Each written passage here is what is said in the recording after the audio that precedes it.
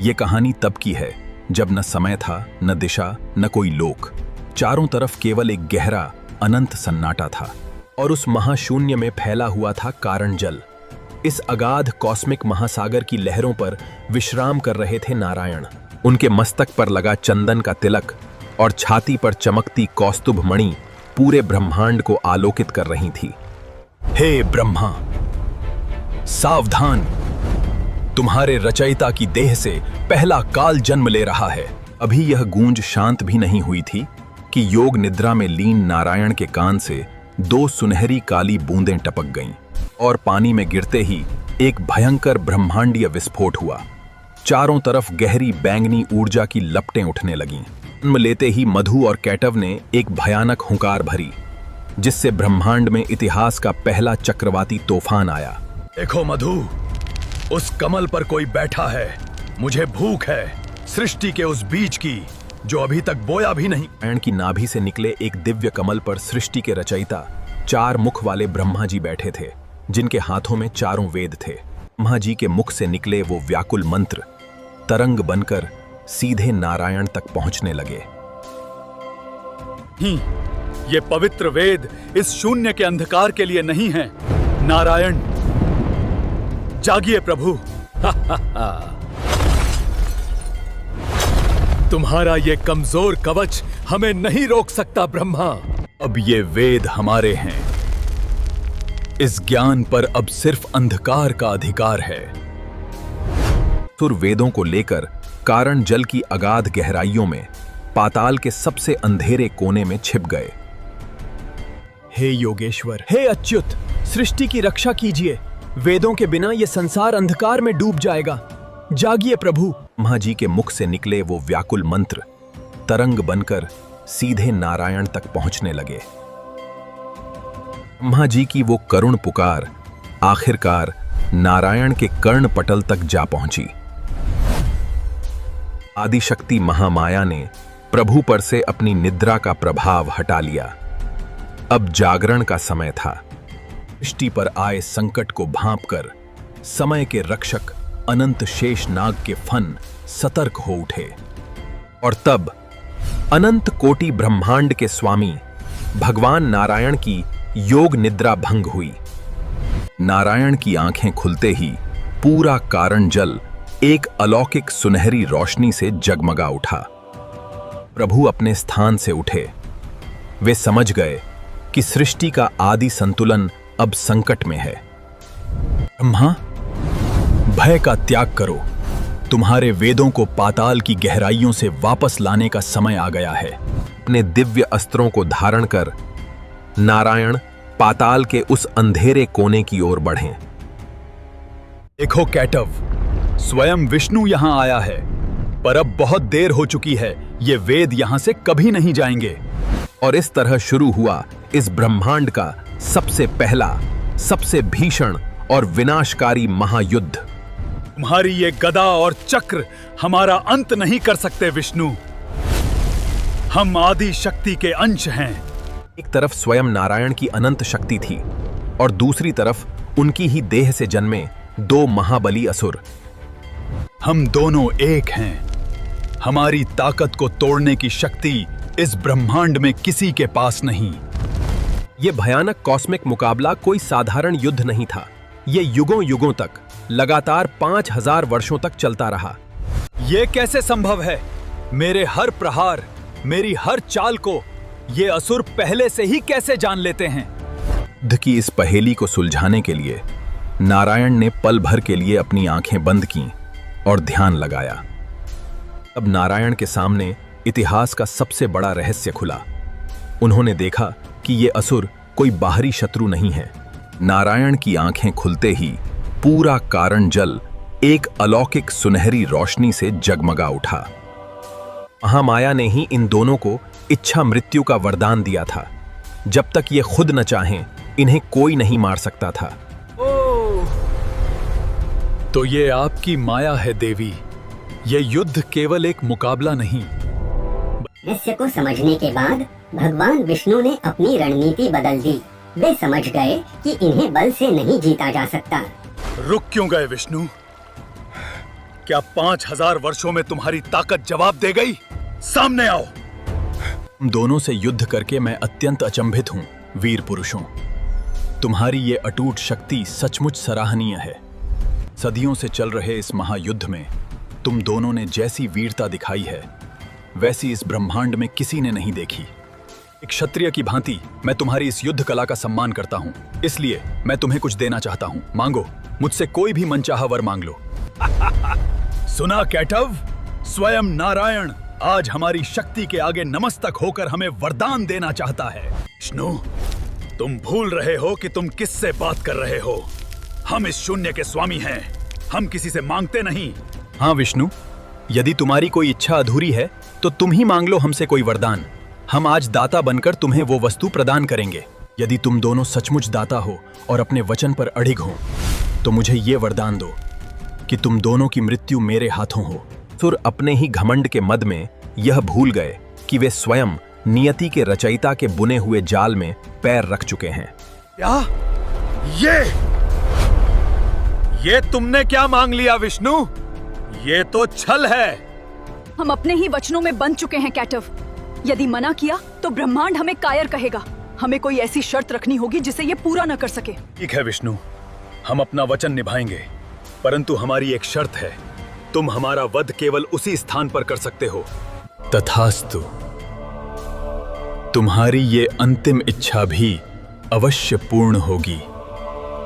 सुरों की शर्त सुनते ही पालनहार नारायण ने अपने सबसे भव्य और असीम रूप का आवाहन किया।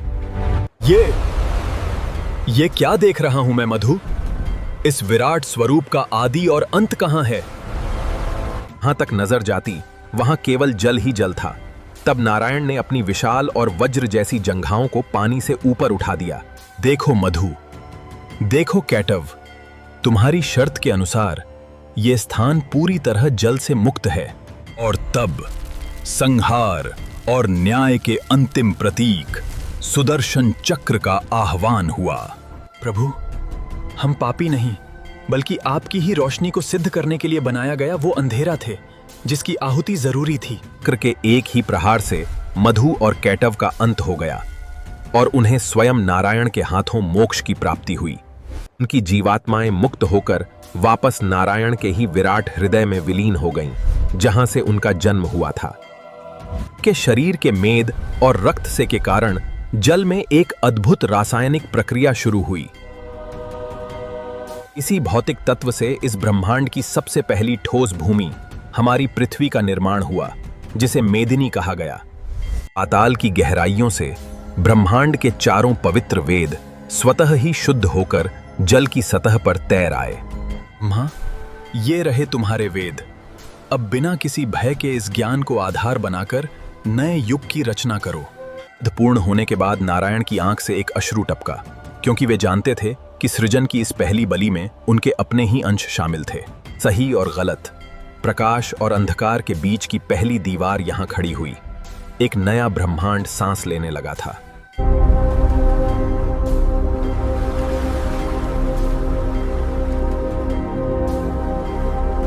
चारों तरफ अंधकार छंट चुका था। ग्रह और नक्षत्र अपनी नियत दिशाओं में चक्कर लगाने लगे थे। सृष्टि के आदि संकट को टालकर ब्रह्मांड के रक्षक नारायण पुनः एक शांत और गहरी योग निद्रा में लीन हो गए। और इस प्रकार अंधकार को पूरी तरह से समाप्त करने के लिए ब्रह्मांड के पहले सूर्य का उदय हुआ। मधु और कैटव के मेद से बनी यह मेदिनी, यानी हमारी पृथ्वी, अपने नियत स्थान पर स्थिर हो गई। आकाश से मां आदिशक्ति ने मुस्कुराकर अपनी इस नई लीला और सृष्टि को अपना अंतिम आशीर्वाद प्रदान किया। वेदों के इस शाश्वत ज्ञान की सहायता से मैं इस धरा पर जीवन, संस्कृति और चेतन जीवों का सृजन करूंगा। और इसी के साथ समय की सुइयां घूम उठीं। कालचक्र ने अपने पहले युग यानी सत्य युग की ओर कदम बढ़ा दिए। जो सागर कभी अशांत और भयभीत था, आज वहां शांति के नए प्रतीक पल्लवित हो रहे थे। सृष्टि को सुरक्षा का वरदान देकर महाप्रभु के चरण पुनः विश्राम की अवस्था में आ गए। संहार का कार्य पूर्ण कर सुदर्शन चक्र भी शांत होकर प्रभु की उंगली का आभूषण बन गया।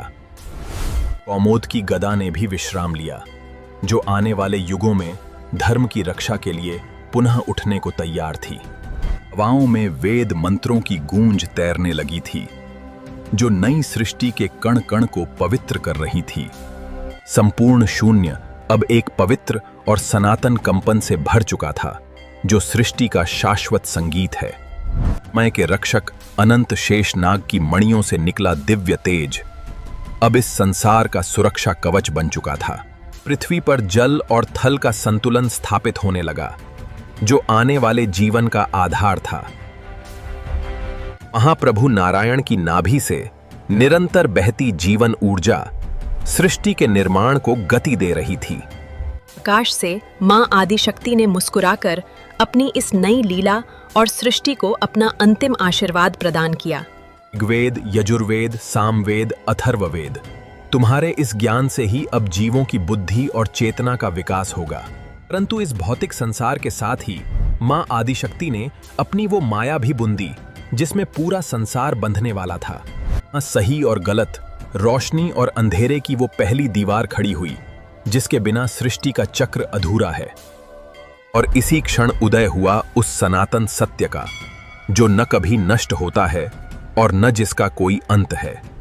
कुछ नियति के अनुसार पूर्ण होते देखकर अंतर्यामी नारायण के अधरों पर एक शाश्वत संतोष की मुस्कान तैर उठी।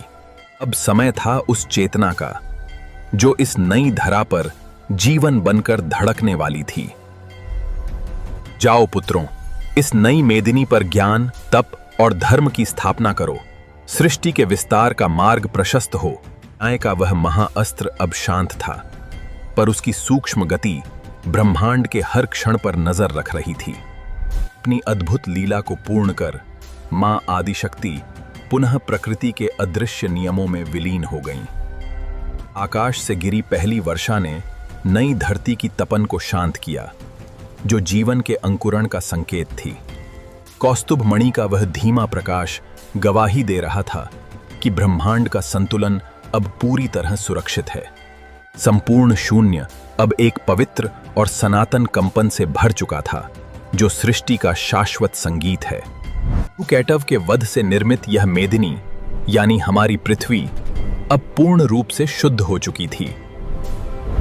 कुछ नियति के नियमों में सौंपकर सृष्टि के आदि पुरुष नारायण पुनः उस अनंत और असीम निद्रा में लीन हो गए। मधु और कैटव केवल उस काल के असुर नहीं थे, वे आज भी हर मनुष्य के भीतर एक सूक्ष्म रूप में जीवित हैं। नारायण की देह के मैल से जन्मे ये दो असुर वास्तव में हमारे भीतर का काम और क्रोध हैं। जब मनुष्य के भीतर का अहंकार बढ़ता है, तो वो सबसे पहले उसके भीतर के ज्ञान और विवेक रूपी वेदों को चुरा लेता है। और उस अंधकार से निकलने का केवल एक ही मार्ग है, ब्रह्मा जी की भांति पूर्ण समर्पण और नारायण का ध्यान। जब आंतरिक ज्ञान जागता है, तब साक्षात नारायण हमारे भीतर के अहंकार का संहार करते हैं। ब्रह्मा जी ने इस नई धरती के केंद्र में पवित्र वेदों को स्थापित किया, ताकि आने वाली पीढ़ियां धर्म के मार्ग पर चल सकें। इसी के साथ आरंभ हुआ सत्ययुग, एक ऐसा काल जहां न पाप था न द्वेष, चारों ओर केवल सत्य और धर्म का राज था। ये पूरी गाथा मां आदिशक्ति की वही महामाया है, जो रोशनी को सिद्ध करने के लिए पहले अंधकार की रचना करती है। संपूर्ण शून्य अब एक पवित्र और सनातन कंपन से भर चुका था, जो सृष्टि का शाश्वत संगीत है। सृष्टि का आदि कार्य संपन्न कर नारायण पुनः अपनी अनंत योग निद्रा में लीन हैं, ब्रह्मांड को अपनी छत्र छाया में सुरक्षित रखकर। जब कुछ नहीं था तब भी वही थे, जब सब कुछ होगा तब भी वही रहेंगे, आदि और अंत से परे केवल नारायण। इसी तरह की और वीडियो देखने के लिए अभी हमारे चैनल ग्रंथ सागर को सब्सक्राइब करना ना भूलें और मिलते हैं अगले नए वीडियो में। जय